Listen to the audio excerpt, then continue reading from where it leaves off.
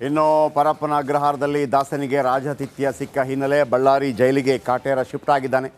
ಡೆವಿಲ್ನನ್ನು tight security ಮೂಲಕ shift ಮಾಡಲಾಯಿತು. ಇವತ್ತು ಬೆಳಗ್ಗೆ 4:30ಕ್ಕೆ ಬೆಂಗಳೂರಿಂದ ಹೊರಟು 9:45 ಆದಾಗ ಬಳ್ಳಾರಿಗೆ ಶಿಫ್ಟ್ ಆಯಿತು. ಆ ಶಿಫ್ಟ್ ಆಗುವಂಥ ಸಂದರ್ಭದಲ್ಲಿ full glass, full T shirt, full bottle ಎಲ್ಲ ಇಟ್ಕೊಂಡು ಹೋದರು. ಅದೀಗ ದೊಡ್ಡ ಚರ್ಚೆಗೆ ಗ್ರಾಸವಾಗಿದೆ. ಯಾರು ಅದೆಲ್ಲ ಕೊಟ್ಟಿದ್ದು ಅಂತೇಳಿ ಅದಕ್ಕೊಂದು ನೋಟಿಸ್ ಹೋಗಿದೆ. ಈಗ ಮತ್ತೊಬ್ಬ ಪೊಲೀಸ್ ಕೆಲಸ ಹೋಗುವಂಥ ಸಾಧ್ಯತೆ ಇದೆ. ಬನ್ನಿ ಇದರ ಬಗ್ಗೆ ಒಂದು ಮಾಹಿತಿ ನಿಮ್ಮ ಮುಂದೆ.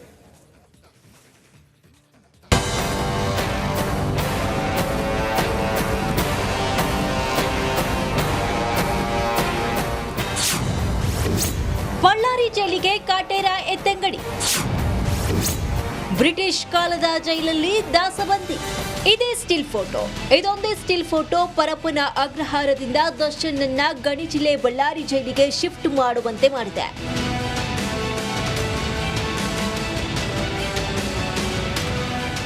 ದರ್ಶನ್ನನ್ನ ಟೈಟ್ ಸೆಕ್ಯೂರಿಟಿ ಮೂಲಕ ಬಳ್ಳಾರಿ ಜೈಲಿಗೆ ಶಿಫ್ಟ್ ಮಾಡಲಾಗಿದೆ. ಇನ್ನು ದಾಸನನ್ನ ಕರೆದೊಯ್ಯುವ ಕ್ಷಣದ ಎಕ್ಸ್ಕ್ಲೂಸಿವ್ ಮಾಹಿತಿಯನ್ನ ರಿಪಬ್ಲಿಕ್ ಕವರ್ ಮಾಡಿದೆ.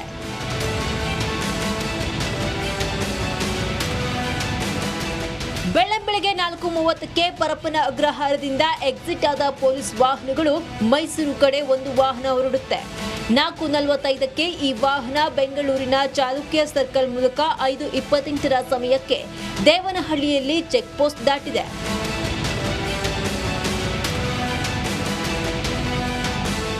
ಇನ್ನು ಬೆಳಗ್ಗೆ 6 ಗಂಟೆಗೆ ಚಿಕ್ಕಬಳ್ಳಾಪುರ ದಾಟಿದ್ರೆ 6:30ಕ್ಕೆ ಬಾಗೇಪಲ್ಲಿ ಟೋಲ್ ಮೂಲಕ ಕೊಡೂರು ಬುದಲಿ ಮೂಲಕ ಆಂಧ್ರಪ್ರದೇಶವನ್ನ ಪ್ರವೇಶ ಮಾಡಿದೆ.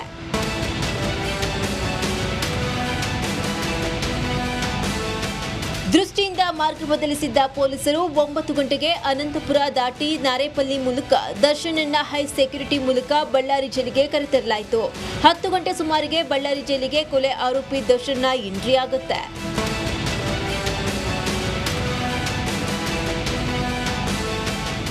ಸದ್ಯ ಹೈ ಸೆಕ್ಯೂರಿಟಿ ಸೆಲ್ನಲ್ಲಿ ಕೊಲೆ ಆರೋಪಿ ದರ್ಶನ್ ಸೆರೆಯಾಗಿದ್ದು, ಇಂದಿನಿಂದ ಸೆಂಟ್ರಲ್ ಜೈಲಿನಲ್ಲಿ ದಾಸನ ಅಸಲಿ ವನವಾಸ ಶುರುವಾಗಲಿದೆ. Bureau report, Republic Kannada.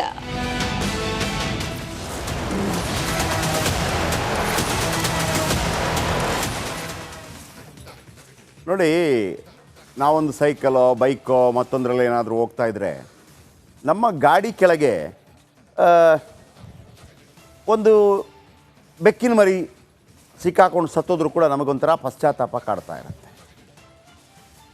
ಒಂದು ವೇಳೆ ಯಾವುದೋ ಗಾಡಿಯಲ್ಲಿ ಹೋಗ್ತಾ ಇದ್ದರೆ ಏನೋ ಆಕ್ಸಿಡೆಂಟ್ ಮಾಡಿದರೆ ಅವರಿಗೆ ತುಂಬ ಗಾಯ ಆದರೆ, ಕೈಕಾಲು ಊನಾದರೆ ಅದು ಕೂಡ ಪಶ್ಚಾತ್ತಾಪ ಕಾಡ್ತಾ ಇರುತ್ತೆ. ಪಶ್ಚಾತ್ತಾಪಕ್ಕಿಂತ ದೊಡ್ಡ ಪ್ರಾಯಶ್ಚಿತ ಇಲ್ಲವಂತೆ.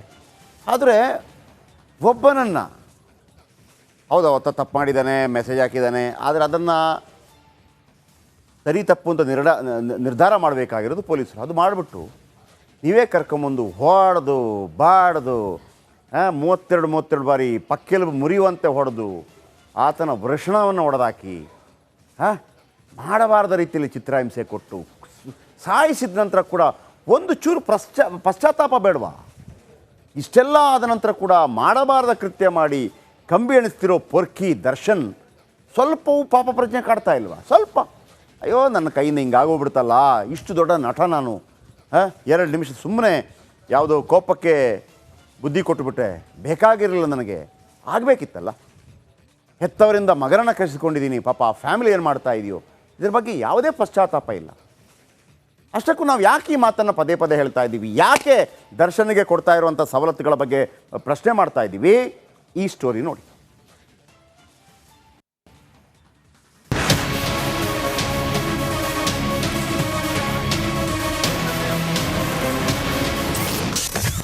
ಕದರು ಪಾಪಿಗೆ ಇಲ್ಲ ಫಿಯರ್. ರಾಯಲ್ ಆಗಿ ಜೈಲಿಗೆ ಎಂಟ್ರಿ ಆದ ಪೊರ್ಕಿ.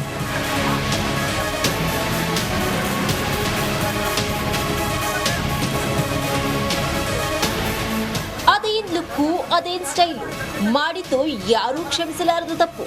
ಕೊಡಬಾರದ ಚಿತ್ರಹಿಂಸೆ ಕೊಟ್ಟು ವಿಲವಿಲ ಅಂತ ಒದ್ದಾಡಿ ರೇಣುಕಾ ಸ್ವಾಮಿಯನ್ನ ಸಾಯುವಂತೆ ಮಾಡಿದ್ದ ದರ್ಶನ್ ಸ್ವಲ್ಪವೂ ಪಶ್ಚಾತ್ತಾಪ ಇಲ್ಲದಂತೆ ಇದ್ದಾನೆ.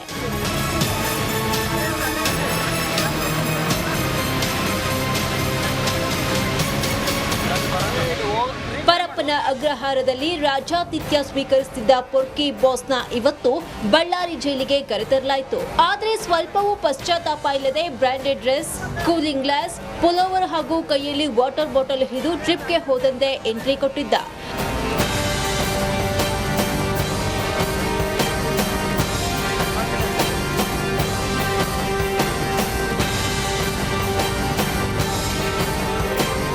ಇನ್ನು ದರ್ಶನ್ಗೆ ತಕ್ಕಂತೆ ಪೊಲೀಸರು ಕೂಡ ಈತನನ್ನ ಸಾಥ್ ಕೊಟ್ಟಂತೆ ಇತ್ತು. ಯಾಕಂದ್ರೆ ಪರಪ್ಪನ ಅಗ್ರಹಾರದಿಂದ ಅನಂತಪುರ ರಸ್ತೆ ಮಾರ್ಗವಾಗಿ ಬಳ್ಳಾರಿಗೆ ಕರೆತರಲಾಯಿತು. ಆದ್ರೆ 3 ಪ್ರತ್ಯೇಕ ವಾಹನದಲ್ಲಿ ಕರೆತಂದ್ರು ಪೊಲೀಸರು ಮಾತ್ರ ದರ್ಶನ್ ಹೈಫೈ ಜೀವನಕ್ಕೆ ಸಾಥ್ ಕೊಟ್ಟಂತೆ ಇತ್ತು.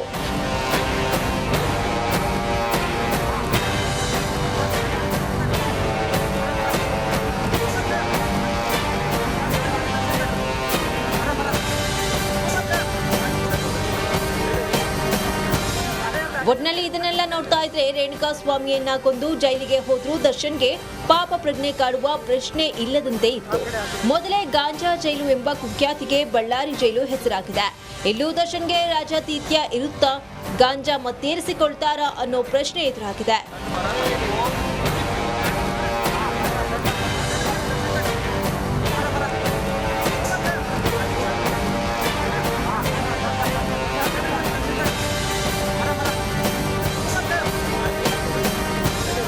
Bureau report, Republic Kannada.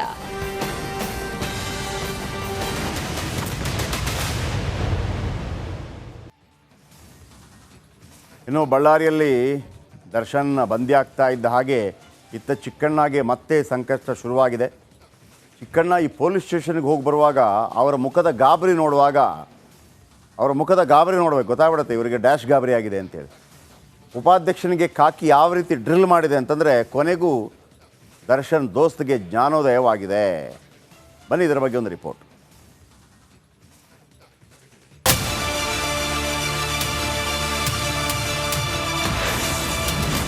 ಅತ್ತ ಬಳ್ಳಾರಿಗೆ ದರ್ಶನ್, ಇತ್ತ ಚಿಕ್ಕಣ್ಣನ ವಿಚಾರಣೆ.